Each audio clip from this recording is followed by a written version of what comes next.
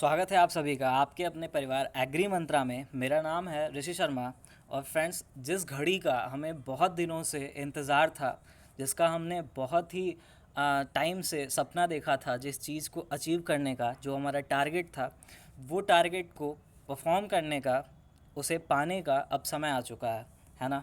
चलिए आज बात करेंगे IBPS AFO के 2020-21 के नोटिफिकेशन के रिगार्डिंग। पहले कुछ बातें जान लीजिए आप कि IBPS ने एक नोटिफिकेशन जारी की हुई है जिसमें AFO के, यानी कि AFO के अलावा और भी जितने भी पद होते हैं, पोस्ट होते हैं, उनके लिए एग्ज़ाम के भी रिगार्डिंग या फिर फॉर्म से रिगार्डिंग जितने भी आप लोग की क्वेरीज़ रहती हैं कि फॉर्म फिलअप की डेट कब से कब स्टार्ट होगी, है ना। उसके बाद फ़ीस पेमेंट कैसे होगा, और उसके बाद प्री की डेट यानी कि प्री एग्ज़ाम की डेट, और साथ ही साथ मेंस एग्ज़ाम की डेट, ये सभी कुछ रिवील हो चुका है। बट ऑफिशियली IBPS की तरफ से ऑफिशियली ये चीज़ अनाउंस अभी नहीं हुई है। तो 1 नवंबर को अनाउंस होना है, और जैसे ही नोटिफिकेशन हमें मिलती है या फिर जैसे ही वो ऑफिशियल साइट पे आती है, वैसे ही हम आपको इस चीज़ से भी अवेयर करा देंगे। अभी के लिए क्या करना है, अभी आपको अभी के लिए जो एक डेट दी हुई है, मेंशन की गई हुई है एग्ज़ाम के लिए, वो क्या की गई है उसे आपको ध्यान रखना है कि प्री के लिए 26 और प्री के लिए 26 और 27 ये दो डेट्स डिसाइड हुई हैं, ठीक है। 26 और 27 दिसंबर में आपके प्री के एग्ज़ाम हो जाने हैं। और बात करेंगे मेंस की, तो मेंस का एग्ज़ाम एज़ यूजुअल जनवरी में होना है, और जो तारीख इस बार सेट हुई है वो हुई है 24।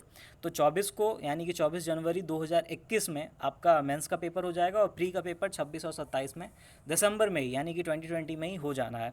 इसलिए यहाँ पे 2020 और 21 दोनों को दर्शाया गया है, ठीक है। उसके बाद जो आपका इंटरव्यू और रिज़ल्ट, मेंस के रिज़ल्ट का जो प्रोसेस होगा वो फरवरी तक क्लियर हो जाएगा, और अलॉटमेंट आफ्टर आपका अप्रैल 2021 तक हो जाएगा। यानी कि एक पूरी एक जर्नी जो है आपकी लगभग 6 मंथ्स में कंप्लीट हो जाएगी। तो 6 मंथ्स में आपका टारगेट अचीव करने का सपना, जो आपने इतने टाइम से देखा हुआ है, जिसके लिए आपने इतना सारा हार्ड वर्क किया हुआ है, वो सब कुछ परफॉर्म करने का अब टाइम आ गया है। तो बात हुई थी एग्री मंत्रा की तरफ से, जैसा कि हम लोगों ने प्रैक्टिस सेट करने की एक बेड़ा वो ठाना हुआ था। तो आज एक ग्लिम्स आपको दिखाना चाहता हूँ, एक ग्लिम्स दिखाना चाहता हूँ IBPS एग्रीकल्चर फील्ड ऑफिसर के मेंस के पेपर का। जो कि देखिए, हम बात प्री की भी करेंगे, आपके पेपर के पहले पहले, यानी कि 26-27 दिसंबर के पहले पहले प्री के कुछ ऐसे पॉइंट्स के बारे में आपको अवेयर कराएंगे जिसके बारे में बहुत से लोग अवेयर नहीं हैं। तो उसके लिए भी हम अगला सेशन लाएंगे बहुत ही जल्द। अभी के लिए क्या करना है, अभी को मैं जो ग्लिम्स आपको दिखाने जा रहा हूँ एग्रीकल्चर फील्ड ऑफिसर के मेंस के पेपर का, इसमें हम वो चीज़ें डिस्कस करेंगे जहाँ से पिछले साल के पेपर, यानी कि 2016 से लेकर 17, 18, 19, इन 4 साल के पेपरों का, या फिर 4 साल के जितने भी पेपरों की स्ट्रैटेजी रही है, एग्जामिनर कहाँ से क्वेश्चन बनाया है, उन सभी को हम लेके यहाँ पे आज के रैपिड फायर में डिस्कस करने वाले हैं, ठीक है। और क्वेश्चन का पार्ट कहाँ से लाया गया है, कहाँ कहाँ से क्वेश्चन बने हैं, सभी को हम यहाँ पे डिस्कस करेंगे। पहले क्वेश्चन के साथ शुरुआत करेंगे। एक चीज़ और आपको यहाँ पे नोटिस करनी है, वो नोटिस ये करनी है कि यहाँ पे जो क्वेश्चन आएंगे, वो क्वेश्चन आपके प्रीवियस ईयर के मेंस के पेपर में IBPS AFO के, यानी कि एग्रीकल्चर फील्ड ऑफिसर के पेपर में पूछे जा चुके हैं। तो वो क्वेश्चन किस ईयर के हैं, किस ईयर के हैं, ये आपको ब्रैकेट में यहाँ पे आपको पॉइंट आउट कर दिया गया है। तो आपको इससे भी एक अंदाज़ा मिल जाएगा कि किस साल में, यानी कि किस ईयर में कौन सा क्वेश्चन पूछा गया है। तो जैसे ये क्वेश्चन आपको 1920 के पेपर में आया था, यानी कि इसका मेंस का पेपर जो था वो लास्ट ईयर, इसी ईयर जनवरी 2020 में मेंस का पेपर हुआ था। और क्वेश्चन क्या है उसे आप समझिए। What is the minimum germination percentage of wheat, यहाँ पे पूछी गई थी कि minimum percentage of germination percentage of wheat कितनी है। तो इसमें ऑप्शन जो हमारा सी है 85%, वीट के केस में मिनिमम जर्मिनेशन परसेंटेज होती है, ठीक है। यहाँ पे कुछ बातें और मैं आपसे करना चाहता हूँ कि जनरल एग्रीकल्चर और एग्रोनॉमी का जो सेक्टर था, जो अभी का ट्रेंड बना हुआ है 2016, 17, 18, 19, यहाँ से हर एक पेपर में अगर बात करें तो 2018 जब वहाँ पे लगभग 12 क्वेश्चन बने, 2017 और 16 वहाँ पे लगभग 8 से 9 क्वेश्चन बने। और बात करेंगे जस्ट अभी लास्ट ईयर की, तो लास्ट ईयर में हम लोगों ने वहाँ पे 8 क्वेश्चन जनरल एग्रीकल्चर और एग्रोनॉमी से देखे हैं, ठीक है। तो इन सारी चीज़ों पे आपको गौर करने की ज़रूरत है। पेपर तो मैं आपको करा रहा हूँ, एक ग्लिम्स दिखा रहा हूँ कि प्रीवियस ईयर के पेपर्स में कैसे क्वेश्चन बने, कहाँ से क्वेश्चन बने। बट जो मोटो है हमारा इस वीडियो का, इस सेशन का, वो ये है कि उन टॉपिक्स के बारे में आपको बताया जाए जो आपके इस वाले पेपर यानी कि 2021 में जब आप मेंस देने के लिए जाएंगे जनवरी में, तो वहाँ पे कौन कौन से क्वेश्चन आपको देखने को मिलेंगे, क्या उम्मीदें लगाई जा सकती हैं, उन सभी की बात हम यहाँ पे करने वाले हैं। सेकंड क्वेश्चन की बात करेंगे, which among the following is a highly irrigation sensitive crop. ठीक है, यहाँ पे जब 2018-19 के पेपर में इरीगेशन सेंसिटिव से क्रॉप इरीगेशन सेंसिटिव से दो क्वेश्चन आए थे। एक जिसमें पूछा गया था हाईली इरीगेशन सेंसिटिव, और एक क्वेश्चन एक और बना था जिसमें medium to high irrigation sensitive question में पूछा गया था कि कौन सी क्रॉप थी। तो अगर हाईली इरीगेशन की बात करेंगे तो इसका आंसर तो कैबेज हो जाएगा, यहाँ पे ए ऑप्शन राइट होगा। और मीडियम टू हाई का जो पूछा गया था यानी कि 2018-19 के पेपर में, उसका जो वहाँ पे राइट आंसर था, उसका राइट आंसर था वीट। ठीक है, तो सारे क्वेश्चंस मैं आपको बताता चल रहा हूँ, सभी क्वेश्चंस को कवर कराता चल रहा हूँ। जल्दी जल्दी सभी लोग जुड़ जाइए, फटाफट से सेशन को लाइक कर दीजिए पसंद आ रहा हो तो, क्योंकि अब देखिए अब जो एक रफ्तार पकड़ेगी आपकी प्रिपरेशन, वो आपको टारगेट अचीव कराने के लिए बहुत ही इंपॉर्टेंट होने वाली है ना। तो आपको सारी चीज़ों को क्लियरफाई करके चल रहा है। आगे बढ़ेंगे, अपने क्वेश्चन नंबर 3 की बात करेंगे, let down of milk takes place due to which hormone. ये भी क्वेश्चन आया हुआ है कहाँ पे, 2019-20 में। बार बार आपसे एक चीज़ यही कह रहा हूँ कि ब्रैकेट में आप देखते रहिएगा, आपको वो ईयर मेंशन कर दिया गया है जब वो क्वेश्चन आपके एएफओ के एग्ज़ाम में पूछा गया है। ठीक है, मेरा कोशिश यहाँ पे सिर्फ और सिर्फ आपको इंपॉर्टेंट टॉपिक से आपका ताल्लुकात कराना है। मैं यहाँ पे सिर्फ आपको ग्लिम्स दिखा रहा हूँ। अभी आने वाले रैपिड फायर के जो सेशन होने वाले हैं वो बहुत ही धमाकेदार होने वाले हैं, और मेरा दावा है कि बहुत सारे क्वेश्चन आपके फाइनल पेपर में यानी कि मेंस के पेपर में जब आप जनवरी 2021 में बैठेंगे तो बहुत सारे क्वेश्चंस आप उस तरह के प्रैक्टिस कर चुके हुए रहेंगे हमारे साथ। तो देखते रहिएगा सेशन को लास्ट तक। Let down of milk takes place due to the which hormone, तो यहाँ पे ऑप्शन नंबर बी हमारा ऑक्सीटोसिन राइट आंसर हो जाएगा। ठीक है, अगले क्वेश्चन की ओर बढ़ेंगे, क्वेश्चन नंबर 4 की बात करेंगे। अंडर PMFBY यानी कि प्रधानमंत्री फसल बीमा योजना, बहुत ही इंपॉर्टेंट, ये अभी रिसेंट में ही कुछ दिनों पहले ही अपने चैनल यानी कि एग्री मंत्रा की तरफ से आपको दिया गया था। जितने भी लोगों ने स्कीम और करंट अफेयर, स्कीम और करंट अफेयर्स, ये एक ऐसा पार्ट है पूरे एग्ज़ाम, अगर एएफओ की बात करें तो पूरे एग्ज़ाम का एक ऐसा पार्ट है जो बहुत ही ज़्यादा इसेंशियल है। इसेंशियल इन विच सेंस, आप ऐसे कह सकते हो कि लास्ट ईयर अगर बात करें, एनालिसिस किया जाए पेपर का ओवरऑल, तो 2018 में लगभग 8 से 9 क्वेश्चन, और 2019 का जो पेपर हुआ था उसमें लगभग सब्सिडी, खासकर सब्सिडी और प्रीमियम रेट, सब्सिडी और प्रीमियम रेट, ये जो दोनों टॉपिक थे वो बहुत मेजर टॉपिक साबित हुए थे। किससे? स्कीम से और करंट अफेयर से। तो बहुत ही अच्छी पकड़ बनानी है आपको इन दोनों पार्ट्स पे, और इस क्वेश्चन का जो राइट आंसर हो जाएगा वो हो जाएगा ए यानी कि 5%। ठीक है, इसके अलावा प्रधानमंत्री कृषि सिंचाई योजना, बहुत सारे क्वेश्चन बने थे। यही सेम क्वेश्चन जो आपसे यहाँ पूछा गया है प्रीमियम रेट का, सेम क्वेश्चन आपको 2019-20 के पेपर में सेम क्वेश्चन आपको ये देखने को मिलेगा। तो इससे भी आप गेस कर सकते हो कि ये स्कीम और करंट अफेयर्स वाला पोर्शन कितना इंपॉर्टेंट है। करंट अफेयर की डोज आपको डेली रात के 9 बजे एग्री मंत्रा की तरफ से मिलती रहती है, तो उसका एंजॉय करिए। मंथली भी आपको पार्ट दिया जाता है, तो वो आपके एग्जाम पॉइंट ऑफ व्यू से बहुत ही ज़्यादा इंपॉर्टेंट साबित होने वाला है। ठीक है, अगले क्वेश्चन की ओर बढ़ेंगे, बात करेंगे क्वेश्चन नंबर 5 की। Rotting of stem eight ground level is a characteristic symptom of, 2018-19 का एक बहुत ही शानदार क्वेश्चन, और ये क्वेश्चन डिस्कस हो भी चुका है प्लांट पैथोलॉजी के सेशन में। तो फूट रॉट यहाँ पे हमारा राइट आंसर हो जाएगा।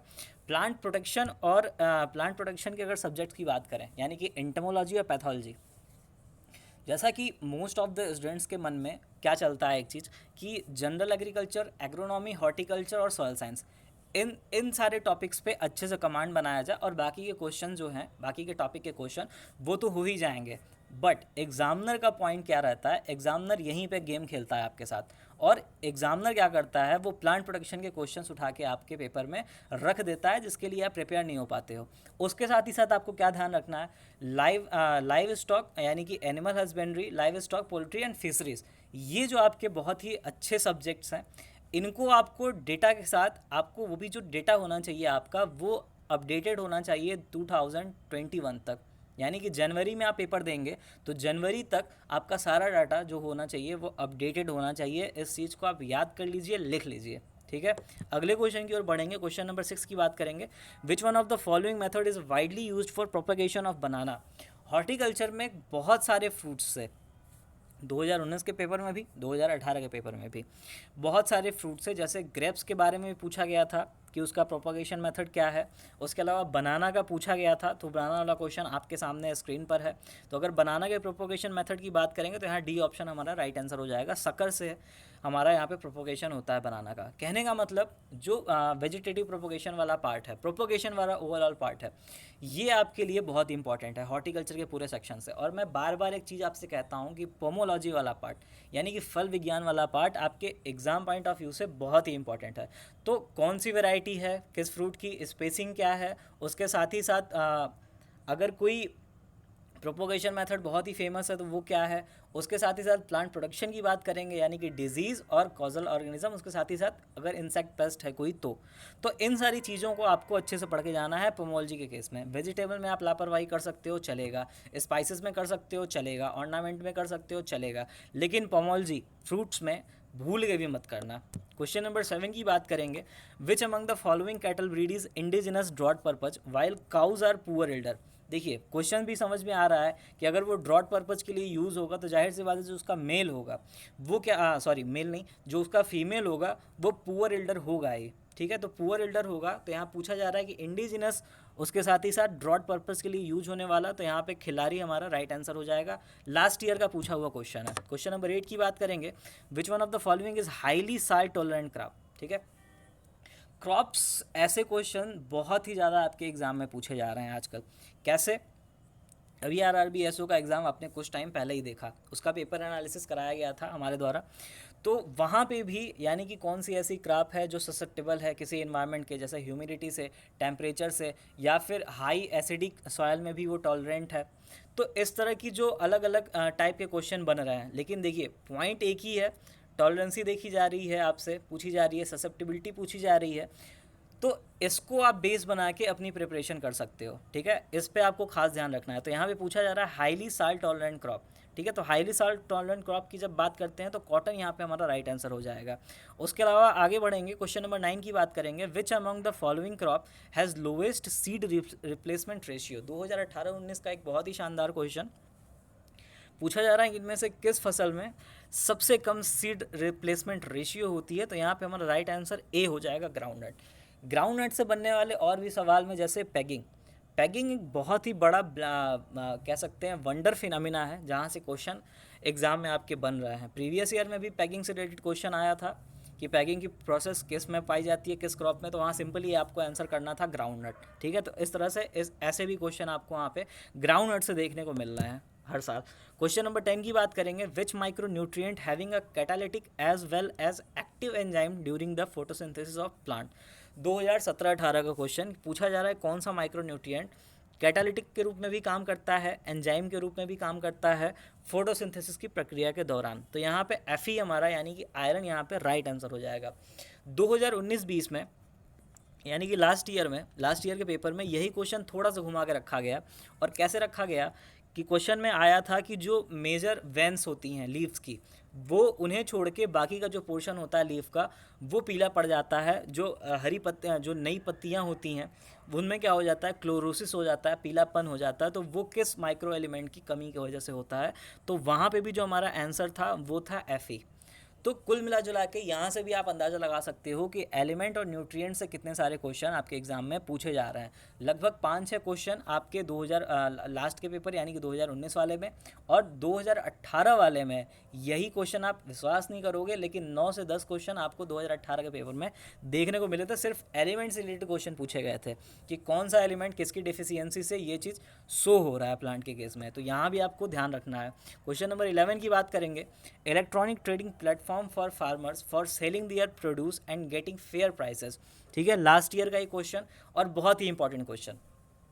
लास्ट ईयर के क्वेश्चन में स्कीम्स पे काफ़ी अच्छी पकड़ बना के रखी गई, करंट अफेयर पे काफ़ी अच्छी पकड़ बना के रखी गई। अगर क्वेश्चन नंबर 11 की बात करेंगे तो यहाँ पे इनाम का जिक्र हुआ है। इनाम का जिक्र हुआ है जो कि एक इलेक्ट्रॉनिक ट्रेडिंग प्लेटफॉर्म है, किसके लिए, फार्मर्स के लिए, किसानों के लिए, जहाँ पर वो अपना प्रोड्यूस जो है वो सेल करते हैं और फेयर प्राइस पाते हैं अपने प्रोड्यूस के बदले, ठीक है। तो ये क्वेश्चन आपको ध्यान रखना है। और यही आपको सेम क्वेश्चन 2016 के 2016 नहीं, यही इस सेम पेपर में आपको एक क्वेश्चन और बना था वो पेपर वो क्वेश्चन एक्चुअली 2016 से रिलेटेड है, और वो क्वेश्चन क्या था वो आपको ध्यान रखना है कि नारी शक्ति पुरस्कार, नारी शक्ति पुरस्कार से क्वेश्चन बने थे, दो क्वेश्चन बने थे। एक क्वेश्चन बना था कि ये लॉन्च कब हुआ था, और एक क्वेश्चन बना था कि मिनिमम एज कितनी होनी चाहिए नारी शक्ति पुरस्कार के लिए। तो ये दोनों क्वेश्चंस लास्ट ईयर के ही क्वेश्चन है, बहुत ही बर्निंग क्वेश्चन है। इस बार भी आपको जो मोस्ट इम्पॉर्टेंट स्कीम्स जो रिवेल हुए हैं, जैसे प्रधानमंत्री मत्स्य संपदा योजना, उसके अलावा कॉटन, कस्तूरी कॉटन के नाम से जो अभी रिवेल हुआ है कुछ दिनों पहले, अपना जो इंडिया का जो कॉटन है उससे, उसके अलावा किसान रेल, ठीक है, किसान रेल से संबंधित क्वेश्चन, ये जो टॉपिक्स हैं ये बहुत ही इंपॉर्टेंट टॉपिक्स हैं, ठीक है। तो इस पर आपको अपनी अच्छी ध्यान रखनी है एग्जाम के पहले पहले। क्वेश्चन नंबर 12 की बात करेंगे, which among the following horticulture crop has lowest productivity, ठीक है। 2018-19 में ऐसे क्वेश्चन कैसे घुमा के रखे गए थे। एक क्वेश्चन पूछा गया था जिसमें लोएस्ट प्रोडक्टिविटी की बात की गई थी, तो यहाँ पे तो इसका राइट आंसर मेडिसिनल क्रॉप हो जाएगा, ठीक है। लेकिन जब लोएस्ट प्रोडक्शन की बात करेंगे और लोएस्ट प्रोडक्शन भी रखा गया था सेम क्वेश्चन सेम ईयर के पेपर में, तो वहाँ पे भी उसका आंसर क्या हो जाना है, मेडिसिनल क्रॉप ही हो जाना है। बट अगर यहाँ पे हायर प्रोडक्टिविटी की बात करें तो हायर प्रोडक्टिविटी के लिए हमारा आंसर क्या हो जाएगा, वेजिटेबल, और ये भी क्वेश्चन 2018-19 के पेपर में रखा गया था। तो आप इससे भी अंदाज़ा लगा लीजिए कि एरिया एंड प्रोडक्शन से कितने सारे क्वेश्चन आपके पेपर में रखे जा रहे हैं। तो एरिया प्रोडक्शन भी आपको अच्छे से सारी क्रॉप्स का इंडिविजुअली पढ़ के जाना है, ठीक है। अगले क्वेश्चन की ओर बढ़ेंगे, बात करेंगे 13 का, what is optimum pH required for the guava. As I told you before that कि क्रॉप्स के अलग अलग नेचर के बारे से, नेचर से क्वेश्चन कैसे बन रहा है, जैसे कि उस पर्टिकुलर क्रॉप और ख़ासकर पोमोलॉजी के क्रॉप, यानी कि फ्रूट क्रॉप्स के पीएच रिक्वायरमेंट कितनी है, अलग अलग क्रॉप्स के पीएच लगातार क्वेश्चन पेपर में पूछे जा रहे हैं। जैसे 2017-18 में गोवा का पूछा गया, यहाँ पे आपका राइट आंसर क्या हो जाएगा, 6 to 8, ठीक है। इसके बाद 18-19 में क्या पूछा गया, ग्रेप्स का पूछा गया था, ठीक है, जिसका लगभग 5.5 to 7 होता है। उसके बाद लास्ट ईयर क्या पूछा गया, लास्ट ईयर पूछा गया बनाना का, तो इसको भी आपको ध्यान रखना है। तो इस तरह से भी आप देख सकते हो कि कैसे, मतलब एक के बाद दूसरे ईयर में कैसे क्वेश्चंस को रिलेट करके अरे आपके लिए रखा गया है। तो इससे भी आप एक अप्रोच लगा सकते हो अच्छा खासा एग्ज़ाम का। और जो अगर कट ऑफ की बात करें तो बेसिक सा, चूँकि कट ऑफ की बात करना तो नहीं चाहिए, क्योंकि कट ऑफ आपको कहीं ना कहीं कमज़ोर बनाता है। मेरा मानना ये है कि आप कट ऑफ पे फोकस ना करिए, चाहे कोई भी इंडिविजुअल बंदा, मैं या कोई और, आपको कितना भी बता दे, आप अपना हमेशा 100% देने की कोशिश करिए, ठीक है। कट ऑफ के पीछे भागिए ही मत। बट अगर बात करें भी तो ऐसे क्वेश्चंस जो होते हैं, जो छोटे छोटे माइन्यूट, जो माइनर क्वेश्चंस होते हैं, अगर इन पे भी आपकी अच्छी पकड़ है तो उस आप जो कट ऑफ मापी जाती है, उससे भी बेटर आप परफॉर्मेंस दे सकते हो और आप एग्ज़ाम को आराम से क्वालिफाई कर सकते हो। क्वेश्चन नंबर 14 की बात करेंगे, what is the isolation distance required for foundation seed production of ओकरा। लास्ट ईयर का क्वेश्चन, बहुत ही शानदार, और यहाँ पे ऑप्शन नंबर बी हमारा राइट आंसर हो जाएगा, 400 मीटर, ठीक है। क्वेश्चन नंबर 15 की बात करेंगे, what is the propagation method of cashew. Again one very most important question फिर से पूछा जा रहा है यहाँ पे, लेकिन काजू का पूछा गया है, प्रोपोगेशन मेथड कौन सा है, और 2018-19 का पेपर में पूछा गया क्वेश्चन। तो यहाँ पे ऑप्शन सी हमारा राइट आंसर हो जाएगा, सॉफ्टवुड ग्राफ्टिंग हो जाएगा यहाँ पे हमारा राइट आंसर। उसके अलावा बात करेंगे क्वेश्चन 16 की, what is the capacity of high volume sprayer. 2017-18 का क्वेश्चन, और यहाँ पे जो राइट आंसर हो जाएगा हमारा वो हो जाएगा मोर देन 400 लीटर्स, यानी कि ऑप्शन नंबर बी यहाँ पे राइट आंसर हो जाएगा। क्वेश्चन नंबर 17 की बात करेंगे, which one of the following is a tropical fruit. बहुत ही ईजी क्वेश्चन, लेकिन हाँ एक चीज़ और मैं आपसे कहना चाहता हूँ कि कुछ बच्चे परेशान होते हैं कि सर क्या ऐसा ही लेवल एग्ज़ाम में देखने को मिलेगा। अरे भाई साहब, अरे मेरे सर, ऐसे ही क्वेश्चन आपको पेपर में मिलने हैं, ठीक है। एग्ज़ामिनर जो है वो कोई बहुत बड़ा दुश्मन नहीं है आपका, आपके सामने टेक्निकल क्वेश्चन भी रखेगा, थोड़े टफ क्वेश्चन भी, डिफ़िकल्ट क्वेश्चन भी रखेगा, क्योंकि एज़ यूजुअल किसी एग्ज़ाम को अगर क्रैक करना है तो बहुत सारे बच्चे होते हैं, बहुत सारे स्टूडेंट्स होते हैं, तो कैसे एक दूसरे को आप फ़िल्टर करके अच्छी चीज़ें निकाल पाओगे। तो उसके लिए डिफ़िकल्टी लेवल भी अच्छा खासा रखा जाता है। बट ऐसा नहीं है कि सिंपल वाला जो पोर्शन है, जो आसान वाला पोर्शन है, उससे इग्नोर किया गया, उसे हटा दिया गया। तो आसान भी क्वेश्चन बनते हैं, हाँ उनकी जो नंबर ऑफ़ क्वेश्चंस होते हैं हो सकता है थोड़े कम हो, टेक्निकल क्वेश्चन ज़्यादा होते हैं। बट मेरा मानना है कि अभी तक के जो पेपर आए हुए हैं प्रीवियस ईयर के, अगर आप 4-5 सालों के पेपर का भी एनालिसिस कर लोगे तो आपको एक पेपर का लेवल समझ में आ जाएगा, स्टैंडर्ड समझ में आ जाएगा, और आप भी कहोगे कि पेपर का लेवल बहुत ज़्यादा डिफ़िकल्ट नहीं था, बहुत ही मॉडरेट था, ठीक है, क्या था, मॉडरेट था। क्वेश्चन नंबर 18 की बात करेंगे, which among the following bio fertiliser do not provides nitrogen, इनमें से कौन सा ऐसा बायो फर्टिलाइजर है जो नाइट्रोजन उपलब्ध नहीं कराता, तो ट्राइकोडर्मा ए यहाँ पे हमारा राइट आंसर हो जाएगा। क्वेश्चन नंबर 19 की बात करेंगे, विच स्टेट या union territory have minimum percentage of forest covering area in India, 2016-17 का क्वेश्चन। तो इसका आंसर यहाँ पे लक्षद्वीप है। अगर मिनिमम फॉरेस्ट कवरिंग एरिया की बात करेंगे, मिनिमम परसेंटेज, तो लक्षद्वीप का है। और यही क्वेश्चन आपको 2019-20 यानी कि लास्ट ईयर में बहुत ही शानदार तरीके से परोसा गया और पूछा गया था कि मैक्सिमम फॉरेस्ट कवरिंग एरिया कौन सा है, और वहाँ पे जो राइट आंसर होना था वो होना था मध्य प्रदेश यानी कि एमपी। तो देख लीजिए क्या रोटेशन चल रहा है क्वेश्चंस का। ऐसे क्वेश्चन जो पिछले ईयर के क्वेश्चन से काफ़ी मिलते जुलते हैं या फिर काफ़ी कुछ रिलेशन है उनका, ठीक है। क्वेश्चन नंबर 20 की बात करेंगे, which one of the following crop has highest phosphorus consumption, 2017-18 का एक बहुत ही शानदार क्वेश्चन, और यहाँ पे ऑप्शन नंबर सी हमारा राइट आंसर हो जाएगा। क्वेश्चन नंबर 21 की बात करेंगे, if soil pH 6.5 reduced by 1 then soil become less acidic by how many percentage. जाहिर सी बात है, अगर सॉयल का pH हम कम करेंगे, और कितना कम कर रहे हैं हम, 1 कम कर रहे हैं, यानी कि 1 घटा दे रहे हैं, 6.5 है तो उसे 5.5 कर दे रहे हैं, तो कितना परसेंट एसिडिटी जो है उसमें चेंज आएगा, ठीक है। ये क्वेश्चन में पूछा गया है, तो यहाँ पे जो राइट आंसर हो जाएगा वो डी हो जाएगा। यहाँ 10% जो है हमें अंतर देखने को मिलता है। अगर हम एक कम कर दे रहे हैं pH, जैसे कि 6.5 है तो उसे 5.5 कर देना, तो 10% तक की हमें अंतर देखने को मिलता है pH में, सॉरी एसिडिटी में। 22 की बात करेंगे, which animal milk has highest SNF।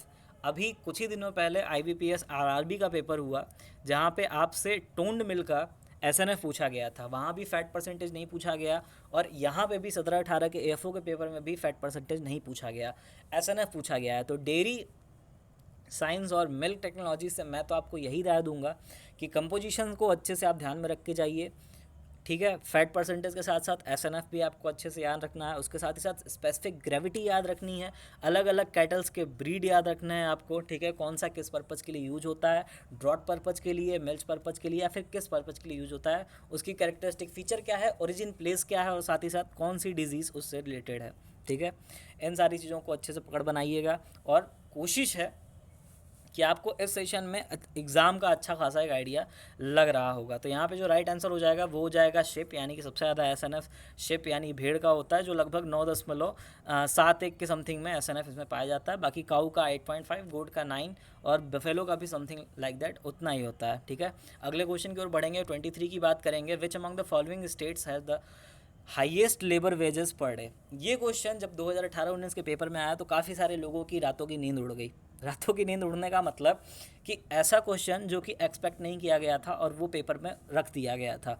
और सिर्फ यही नहीं, सिर्फ हाईएस्ट लेबर वेजेस नहीं पूछा गया, साथ ही साथ लोएस्ट लेबर वेज भी रख दिया गया सेम पेपर में। तो ये थोड़ा सी गणित थी एग्जामिनर की, जो काफ़ी लोग समझ नहीं पाए थे, ठीक है। अगर हाईएस्ट लेबर वेजेस की बात करें तो इस मामले में हरियाणा जो है वो टॉप पर है, और अगर लोवेस्ट वेजेस की बात करें तो त्रिपुरा, ठीक है। आपको ध्यान रखना है आपके एग्ज़ाम के लिए, त्रिपुरा जो है जहाँ पर lowest labour wages per day मानी जाती है। तो ये आपके क्वेश्चंस का राइट आंसर था वहाँ पे उस पेपर में, और यहाँ पे आगे के लिए मैंने आपको क्लियर कर दिया। 24 की बात करेंगे, the growing of agriculture crops along with the forest crop is known as, ठीक है।